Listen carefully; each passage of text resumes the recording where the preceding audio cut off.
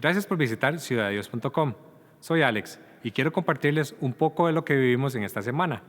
Pero antes, nos gustaría conocerte. Así que síguenos en las redes sociales y déjanos un comentario con el hashtag Ciudad de Dios. Y ahora te dejo con el mensaje de la semana. Hemos estado en una serie que se llama Transformados y la serie en estos domingos, en estos últimos 2 domingos, ha tomado una dirección acerca de la importancia de nuestro crecimiento y la madurez que este crecimiento debe de evidenciar. La mejor forma de poder medir este crecimiento y esta madurez es por medio del fruto del Espíritu. El fruto es lo que se refleja en nuestra vida cuando usted y yo queremos ser como Jesús. La vida cristiana demanda, la vida cristiana exige que usted y yo vayamos creciendo constantemente, que todos los días estemos avanzando en el Señor. Y la forma en la que eso se evidencia es por la manera en la que usted y yo nos conducimos. La forma en la que usted y yo conducimos nuestra vida es el mejor reflejo concreto de cómo el Señor está trabajando en cada uno. Eso quiere decir, y por eso es que más bien el fruto es muy importante cuando hablamos de transformación. Porque cuando venimos al Señor, nuestra vida cambia. ¿A usted le pasó? Sí, ¿verdad que sí? Hablábamos de una forma, pero al venir al Señor comenzamos a hablar distinto. Visitábamos algunos lugares, pero al venir al Señor dejamos de visitar algunos de esos lugares y comenzamos a visitar otros. Teníamos algunas amistades probablemente y cambiamos algunas de esas amistades. Nuestra forma de vivir cambió y eso no es otra razón que nuestro crecimiento espiritual y lo que el Señor está haciendo en cada uno de nosotros. El texto que vamos a utilizar como base está en Juan 15:10, pero no puedo iniciar sin que podamos leer, por favor, Gálatas capítulo 5, porque en Gálatas 5 se encuentra la lista de lo que se conoce como el fruto del Espíritu. El fruto del Espíritu son esas cualidades que se van evidenciando en nuestra vida con cada decisión que usted y yo tomamos, con cada acción que usted y yo hacemos en nuestra vida. ¿Qué le parece si leemos Gálatas capítulo 5 para poder iniciar el versículo 22? Que dice de la siguiente forma: en cambio, el fruto del Espíritu es amor. La semana pasada estuvimos hablando acerca del amor. La enseñanza que se estuvo hablando el domingo anterior tenía que ver acerca del amor. En cambio, el fruto del Espíritu es amor, alegría, paz, paciencia, amabilidad, fidelidad. El versículo 23 continúa diciendo humildad y dominio propio. No hay ley que condene estas cosas. Hoy lo que vamos a estar viendo y el texto que vamos a estar utilizando se refiere a la cualidad que menciona el versículo 22, que es alegría. Por ahí hay una imagen, ¿verdad? Con las 9 características. Ahí están. Esas son las 9 características que evidencian el fruto del Espíritu. Amor, gozo o alegría. Algunas traducciones utilizan alguna de estas dos palabras, gozo o alegría. Paz, paciencia, amabilidad, bondad, fidelidad, humildad y dominio propio. Esto es lo que se espera que usted y yo podamos ir desarrollando en nuestra vida conforme nos acercamos al Señor, conforme vamos madurando en el Señor, conforme vamos creciendo, conforme el Señor va tratando en cada uno de nosotros. Esto es lo que se espera que usted y yo evidenciemos. Vamos a ver, esto es un proceso, ¿verdad? No es de la noche a la mañana. no es que ocurre tampoco de forma fácil. Esto requiere tiempo, dedicación, humildad y que usted y yo podamos también obedecer al Señor en todo momento. Por eso es que es importante que podamos estudiarlo. Muy bien, entonces hoy nos vamos a ubicar en la segunda cualidad que usted ve ahí, gozo o alegría. El tema se llama alegría en abundancia. Cuando vamos al diccionario, la palabra que se utiliza con gozo o alegría se relaciona con otras palabras como deleite, regocijarse o alegrarse. La palabra gozo se puede relacionar también con la palabra que se utiliza para gracia. La gracia tiene que ver con la actitud de agradecimiento y de deleite al recibir un favor que no merecemos. Usted y yo fuimos salvos por gracia, ¿cierto? Ya podemos quitar la pantalla. Gracias. Fuimos salvos por gracia. Usted y yo no hicimos nada para ser salvos. Usted y yo no merecíamos ni siquiera ser salvos. Fue la gracia del Señor la que nos escogió. La gracia del Señor que nos favoreció y nos dio la oportunidad de poder con toda confianza, convicción y seguridad decir que hoy somos salvos. Oiga, eso no es poca cosa. Eso es un milagro impresionante. No se puede pagar, no se puede merecer, pero el Señor por su amor, por su misericordia, por su bondad y porque Él es amor, dijo, me complace salvarlos. Eso es impresionante. Ahora, ¿cuál es la actitud nuestra una vez que escuchamos algo como esto? Pues tiene que ser de alegría, ¿no? Tiene que ser de agradecimiento, tiene que ser una respuesta de simplemente humillación y satisfacción por lo que el Señor ha hecho en nosotros. No hicimos nada por eso, ¿verdad? No hicimos nada por eso, pero el Señor nos hizo salvos por su gracia. Entonces, por eso podemos relacionar la alegría y el gozo con la actitud que ocurre, con el deleite que ocurre al recordar una palabra como gracia. Entonces podemos decir que alegría o gozo es deleitarse con algo o con alguien. No se refiere y no nos estamos refiriendo aquí específicamente a una palabra como felicidad.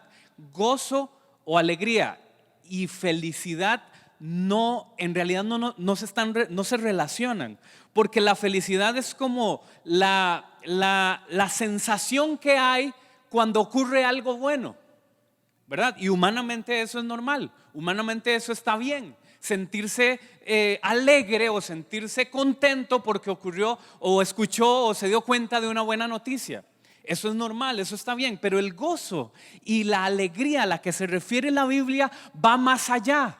No depende de situaciones positivas en la vida, no depende de una buena noticia, no depende de algo bonito que me ocurrió en la familia, de algo bonito que me ocurrió en el trabajo, de algo bonito que me pasó en estos días, sino que el gozo y la alegría a la que se refiere la Biblia es la oportunidad de reconocer que todo estará bien porque el Señor tiene el control de nuestras vidas. Y entonces, si el Señor ha dicho que todo va a estar bien, yo puedo estar confiado, agradecido y alegre porque el Señor cumple lo que dice su palabra.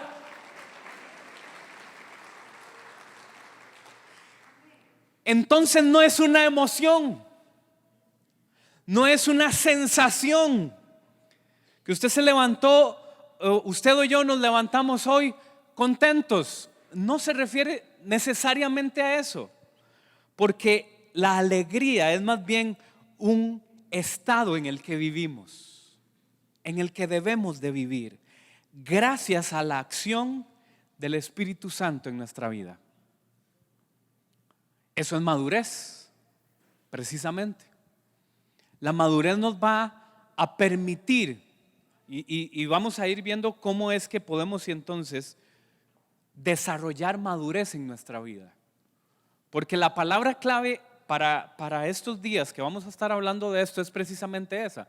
Si usted quiere y se está tomando nota, pues apúntelo por ahí. La palabra clave es madurez. Fuimos llamados a crecer en madurez. Y por eso es que el gozo y la alegría que enseña la Biblia debe de evidenciarse en nosotros aún en medio de lo que sea que está ocurriendo en nuestra vida. ¿Cómo podemos vivir con gozo y alegría siempre entonces? Esa probablemente sea una de las preguntas que aparezcan en nuestra cabeza al escuchar algo como esto. Muy bien, número 1, el Espíritu Santo utiliza la palabra y nos llena de alegría y de gozo en todo momento. El Espíritu Santo utiliza, recuerde que aquí el que nos va a dirigir, el que nos va a mostrar el camino, el que nos va a acompañar, el que nos va a exhortar cuando sea necesario en medio de este camino hacia la madurez, no es otro más que el Espíritu Santo. Porque Él fue dejado en la tierra por el Señor para que fuera nuestro consolador, nuestro guía, nuestra ayuda, nuestro sustento, para que Él nos exhorte también, nos llame la atención, para que Él nos acompañe en todo momento de nuestra vida. Esto entonces obligatoriamente también requiere que usted y yo sepamos que necesitamos, para crecer en madurez, tener una relación fresca, constante, diaria con el Espíritu Santo. ¿Está de acuerdo conmigo en eso? La pregunta es, ¿queremos crecer en madurez? Sí. Entonces nuestra relación con el Espíritu Santo, nuestra relación con el Señor, tiene que estar activa también. Porque Él va a utilizar, y entonces aquí viene lo siguiente, Él va a utilizar la palabra de Dios para guiarnos y acompañarnos hacia este camino de madurez. El Espíritu Santo utiliza la palabra y nos llena de alegría. Jeremías, capítulo 15 y versículo 16. Jeremías está en un momento doloroso porque está proclamando una palabra, está hablándole al pueblo le está dando al pueblo una palabra que el Señor le está poniendo en su corazón, pero es una palabra de muy dolorosa. Está llamando la atención del pueblo porque el pueblo ha abandonado al Señor, se ha olvidado del Señor. Y entonces la respuesta de Jeremías para esto es pues de dolor, pero al mismo tiempo en medio de lo que él está diciendo, el Señor lo utiliza y dice, Señor, Jeremías está hablando y está diciendo, Señor Dios de los ejércitos, cuando hallé tus palabras, escuche literalmente la expresión que utiliza Jeremías al hablar de las palabras del Señor, de la palabra del Señor. Cuando hallé tus palabras, literalmente, ¿qué dice? Las devoré. ¿Por qué? Tus palabras son el gozo y la alegría de mi corazón, porque tu nombre ha sido invocado sobre mí. Eso es impresionante. Eso es impresionante porque en medio de lo que Jeremías dolorosamente está diciendo, el Señor lo está utilizando para dar una palabra al pueblo, pero es una palabra dolorosa, una palabra de exhortación fuerte y pesada. Pero en medio de lo que está diciendo, Jeremías recapacita, reflexiona y dice, tus palabras, las que he devorado, las que necesito conocer, las que necesito digerir y aprender, son el gozo y la alegría de mi corazón. Lo que Jeremías está diciendo es que por más dura que sea la palabra que está diciendo, por más fuerte que sea lo que está diciendo, él sabe que las palabras que el Señor da son gozo y alegría a su corazón. Así que todo está dentro del plan que él ha diseñado. Eso es lo que está diciendo Jeremías. Usted y yo queremos gozo y queremos alegría constante en nuestra vida. Literalmente devoremos la palabra de Dios, porque en ella vamos a encontrar el sustento para nuestra vida, el sustento para cada uno de nosotros. Salmo 119.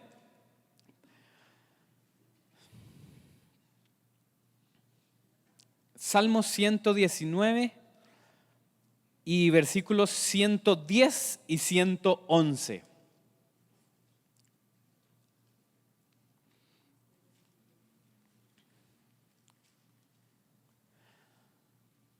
Gente malvada me ha tendido trampas, pero yo no me he apartado de tus mandamientos, dice el escritor. El 111, versículo 111 dice: tengo tu palabra como herencia eterna, porque ellos se refiere a los mandamientos del versículo anterior, ¿verdad? Porque ellos, ¿qué dice? Me alegran el corazón.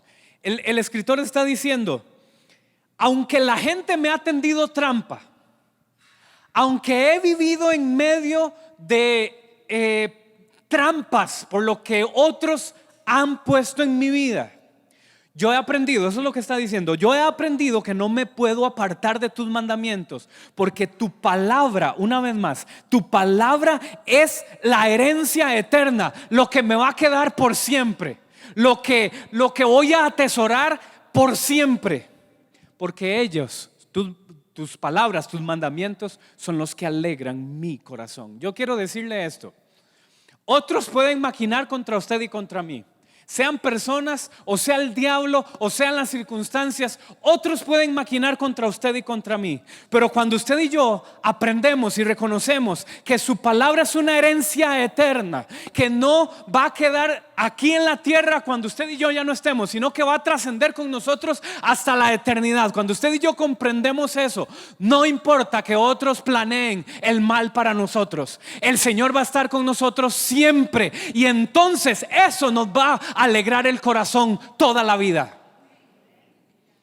No importa lo que los demás planeen, su herencia es su palabra, y es suficiente para que usted y yo podamos descansar en el Señor. Ahora, usted y yo no podemos olvidarnos de que esto ocurre solo cuando el Espíritu Santo actúa en nosotros. No puede ser de otra forma, porque si usted lo ve, esto no es una lógica humana. No puede ser una lógica humana, ¿verdad? Porque ¿quién puede gozarse? ¿Quién puede alegrarse cuando está atravesando una situación difícil? ¿Quién puede tener gozo y alegría cuando algo no está ocurriendo como debería de estar ocurriendo según nosotros? Eso no tiene lógica humana. Eso no puede ser visto de una forma natural. Por eso solo mediante el poder del Espíritu Santo es que puede ocurrir. Esto no depende de nuestra fuerza, esto no depende de nuestros sentimientos. Esto no es una acción que ocurre cuando usted y yo, vamos a ver, cuando usted y yo somos personas positivas en la vida. No, tiene algo más que ver con eso. Es el toque de la presencia de Dios quien lo hace así. No puede ser diferente, no puede ser distinto. Juan capítulo 15 y versículo 10 y 11, por favor.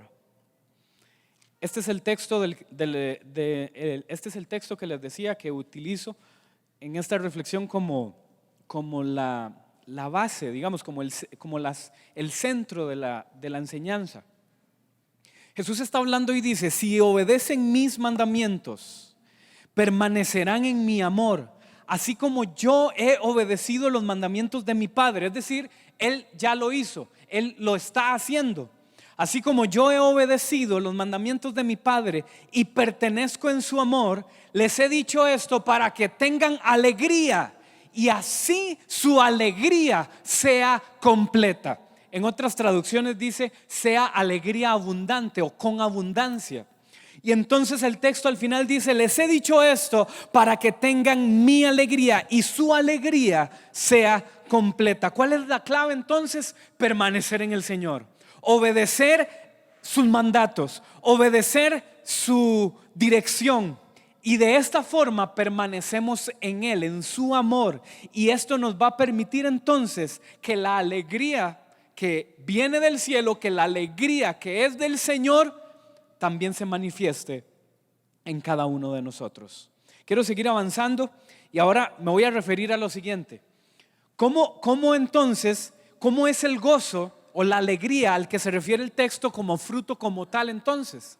Porque le decía al inicio que la evidencia de la madurez espiritual, la evidencia del fruto en nuestra vida es por la manera en la que conducimos nuestra vida. Cada decisión que usted y yo tomemos, por más pequeña que sea, por más, por más sin importancia, digamos, que usted y yo podríamos pensar que puede ser, a lo mejor está también demostrando cuál es el fruto que estamos dando para el Señor. Y entonces me refiero a lo siguiente: ¿cómo podemos demostrar alegría? La alegría que demuestra este fruto puede ser por medio de las pruebas. Santiago capítulo 1 y versículo 2 dice lo siguiente: amados hermanos, Santiago está diciendo lo siguiente: amados hermanos, cuando tengan que enfrentar pruebas, considérenlo como un tiempo. ¿Para qué? Eso no tiene sentido.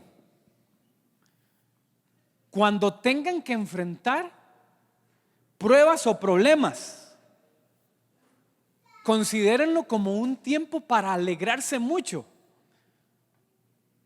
¿Cómo es eso? Usted concordará conmigo que parte de la vida cristiana son las pruebas, ¿sí o no? Cuando venimos al Señor, nadie le puede decir a usted, cuando viene al Señor, nadie le puede decir a usted que eso representa que ya no va a tener ningún problema nunca, porque le está mintiendo, sinceramente y abiertamente se lo tengo que decir.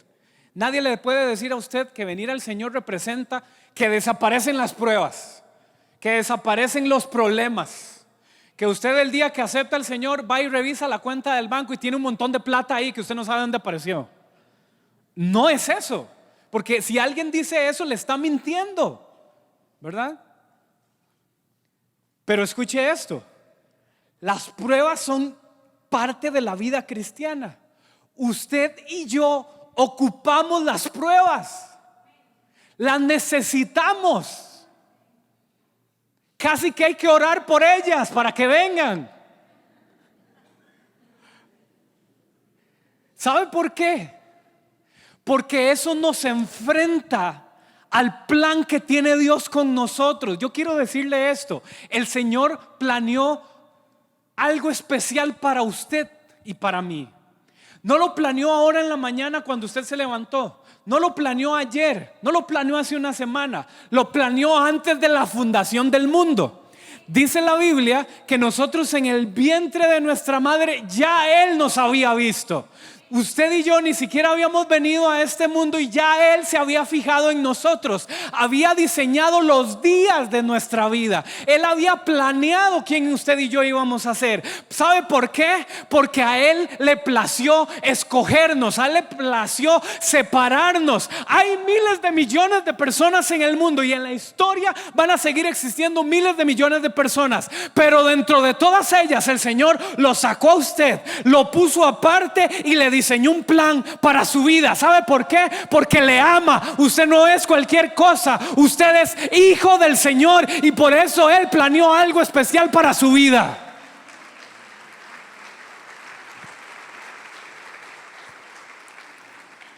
Eso es impresionante. Y si dentro de ese paquete, si dentro de ese plan el Señor ha diseñado que usted y yo pasemos por prueba, pues que venga entonces. Porque el Señor las necesita para que usted y yo crezcamos. Y yo tengo que decirle lo siguiente: estas pruebas pueden ser tan grandes como las que le ocurrió a Job, ¿verdad? ¿Se acuerda de Job? Que perdió todo literalmente, sus bienes, su familia, sus hijos, su esposa lo abandonó, quedó enfermo también, le cayó una enfermedad. Pueden ser pruebas grandes como esas, graves como esa, o una prueba tan sencilla como que usted vaya manejando su carro en la mañana, usted deseando tener un buen día, esperando que sea un grandioso día, y de repente alguien se le mete con un carro, una moto, y usted entonces casi pierde el control. Eso también es una prueba, ¿verdad? Porque si lo que usted decida a partir de ese momento, ¿verdad? Porque a veces dan ganas de bendecirlos mucho, ¿verdad? Seamos sinceros. A veces dan ganas de que usted y yo podamos, no sé, bendecirlos y aplastarlos en amor, ¿verdad? Abrazarlos hasta que exploten en bendición. Pero también es una prueba. Lo que usted y yo decidamos hacer a partir del momento que alguien nos hace algo como eso, también evidencia el fruto que estamos dando.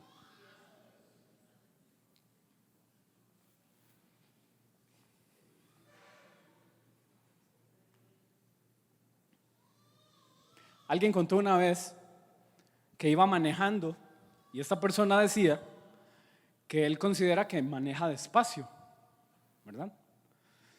Y que en una ocasión él iba manejando y alguien empezó a pitarle atrás. Es una belleza que alguien le esté haciendo eso a uno, ¿verdad? Usted, ojalá después de haber salido del trabajo y usted cansado, pero alguien empezó a pitarle y le pitaba y entonces este hombre que era una persona que iba a la iglesia, pues y comenzó a molestarse. A cualquiera le pasaría, ¿no? Comenzó a molestarse porque la persona no dejaba de pitarle, no dejaba de sonarle la situación ahí, ¿verdad? Y entonces él se enojó de tal forma que se ahorilló y bajó el vidrio ¿verdad? La ventana y dijo, pasá, ¿verdad? Y dijo algunas cosas que no se pueden decir. Cuando el carro que le estaba pitando pasó, se dio cuenta que era un hermanito de la iglesia que quería saludarlo. Necesitaba decirle algo y por eso le estaba pitando hacía rato.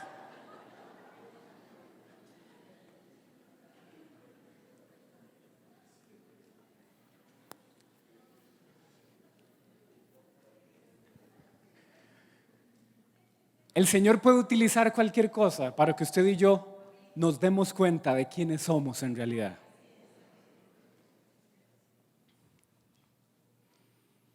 Las pruebas en nuestra vida las podemos vivir, las podemos pasar disfrutando de la presencia del Señor. Yo sé que esto no es fácil de digerir y a lo mejor usted está ahí sentado, sentada diciendo, usted no sabe lo que yo estoy viviendo. Usted no conoce lo que yo he tenido que pasar. Y yo con mucho respeto se lo digo, efectivamente no lo conozco. Pero su palabra dice, lo acabamos de leer, que aprovechemos las pruebas para estar alegres, para alegrarnos en el Señor. A Jesús le pasó. Hebreos capítulo 12 y versículo 2. Fijemos la mirada en Jesús, el autor y consumador de la fe, quien por el gozo, escuche esto, el propio Jesús lo vivió en su cuerpo, en su carne cuando estaba aquí. Jesús, el autor y consumador de la fe, quien por el gozo, ¿qué dice? Que le esperaba, sufrió la cruz y menospreció el oprobio y se sentó a la derecha del trono de Dios. Dice, Jesús sabía que había un gozo que iba a ocurrir. Sabía que había un gozo que iba a pasar. Había un gozo que él sabía que iba a llegar.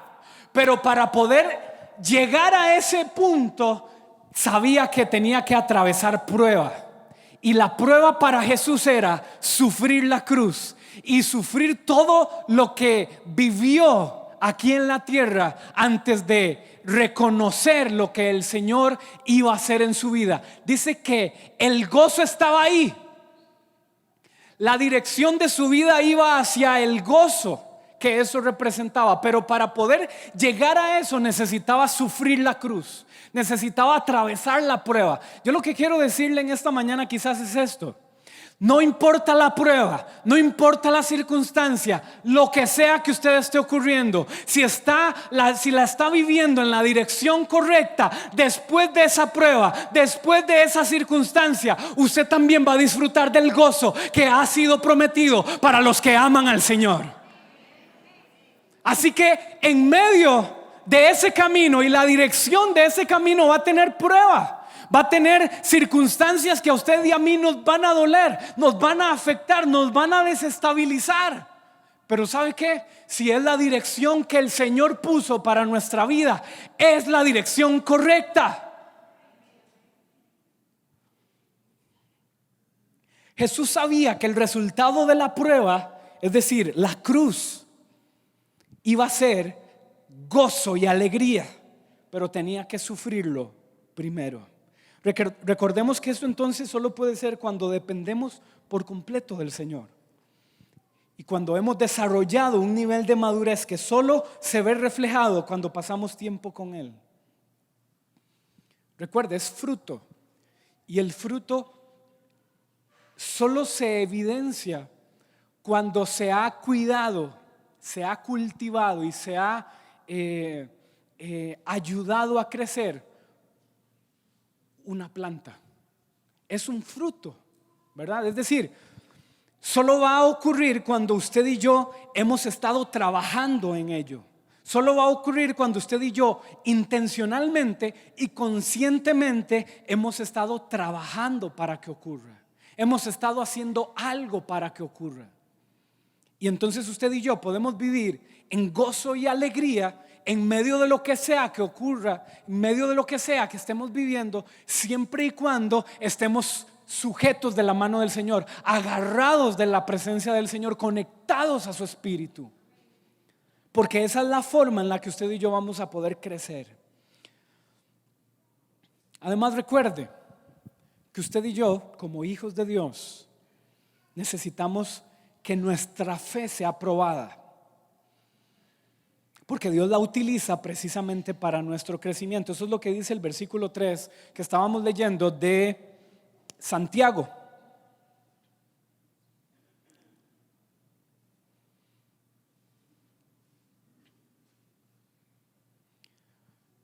Muy bien, entonces estábamos diciendo que necesitamos la palabra para que el Espíritu Santo la utilice y nos pueda dar gozo, nos pueda permitir vivir con gozo y alegría. Número 2, que las pruebas son parte de la vida cristiana y que aún en medio de ellas podemos vivir con gozo y alegría.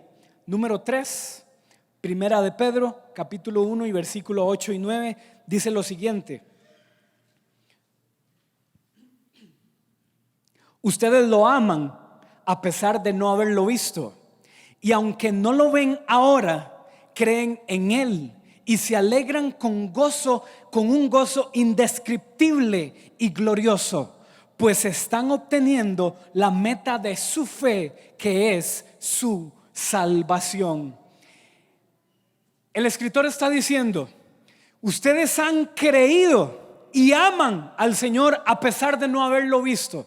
El gozo que puede estar en nuestra vida, el gozo que se manifiesta en nosotros, ocurre aun cuando usted y yo no tengamos evidencia de nada de lo que ha sido prometido para nosotros. Es un gozo que se demuestra por fe, aun cuando no hayamos visto cara a cara al Señor. Creo que aquí ninguno lo ha visto al Señor cara a cara. Bueno, la Biblia dice que aun cuando no lo hemos visto, que aun cuando no hemos sentido literalmente o visto literalmente al Señor, tenemos un gozo que es indescriptible y glorioso, porque estamos obteniendo por fe la salvación.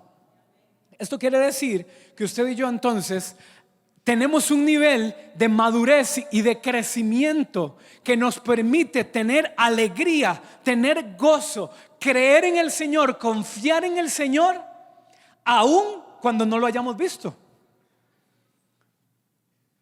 Porque si su palabra lo dice, es más que suficiente. Si en su palabra está, es suficiente para que usted y yo entonces sepamos que aunque no lo hemos visto, Él va a venir por nosotros y nosotros vamos a vivir una eternidad con Él. Número 4, para ir finalizando. La alegría por el gozo y la alegría por oraciones contestadas y también durante la espera. Juan capítulo 16 y versículo 24 dice lo siguiente: no lo han hecho antes, pidan en mi nombre y recibirán y tendrán alegría en abundancia. Nuevamente, no lo han hecho antes. Entonces, pidan en mi nombre. Está hablando Jesús, ¿verdad? Y dice, pidan en mi nombre y recibirán y tendrán alegría en abundancia. Por supuesto que tiene sentido. ¿A quién no le gusta que le contesten las oraciones? Estoy seguro que a todos. Y que en algún momento el Señor nos va a contestar si está en su voluntad lo que estamos pidiendo. Pero aún durante la espera, usted y yo también tenemos que confiar y disfrutar del camino, aun cuando la respuesta no haya llegado. Porque la realidad es que las oraciones que usted y yo hagamos al Señor no se contestan cuando usted y yo queremos, ¿verdad? Sino que se contestan en el momento que el Señor lo decida. Y aún el silencio del Señor es una respuesta para nosotros. Aun cuando Él no dice nada, es una lección de vida para cada uno de nosotros. Porque Él está dejando que usted y yo podamos crecer y madurar, aun cuando no escuchemos lo que Él vaya a decir. Él nos va a contestar de acuerdo a su voluntad. Él nos va a contestar de acuerdo a su amor por nosotros. Pero no podemos olvidarnos que Él lo hará en el tiempo perfecto.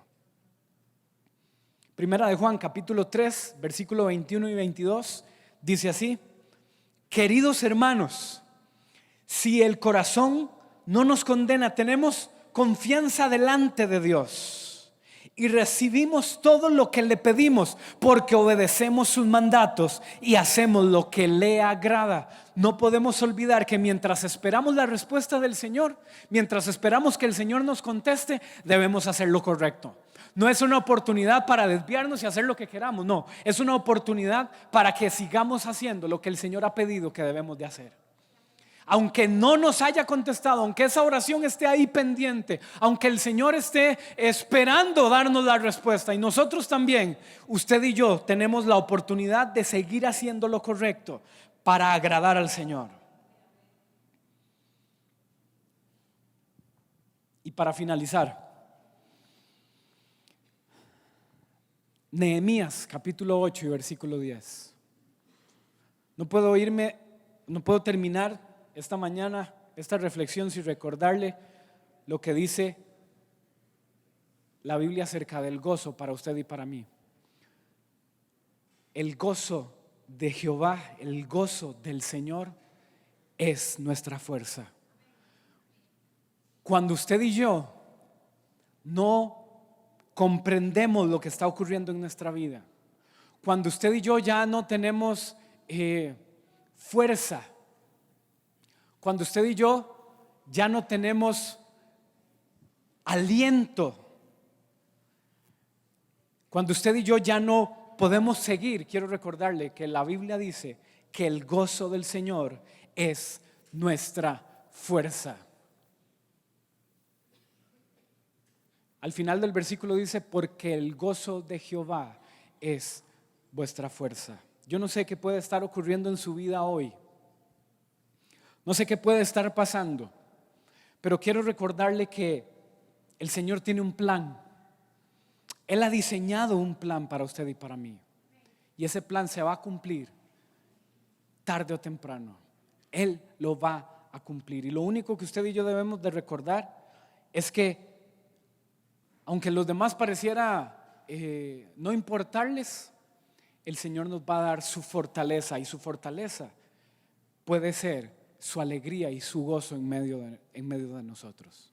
Yo quiero invitarle, como dice 2 de Corintios capítulo 13 y versículo 11, Amados hermanos, termino esta carta. Está Pablo diciendo, termino esta carta con estas últimas palabras. Estén alegres y crezcan hasta alcanzar la madurez. Anímense unos a otros. Vivan en paz y en armonía.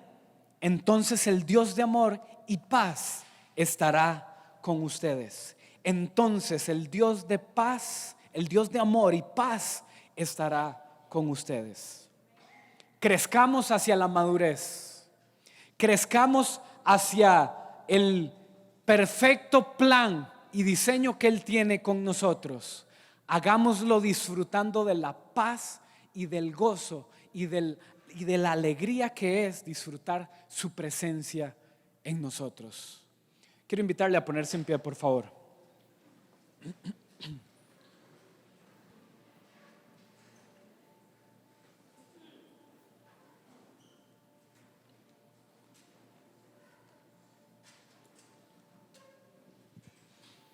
Señor, gracias por tu presencia en este lugar.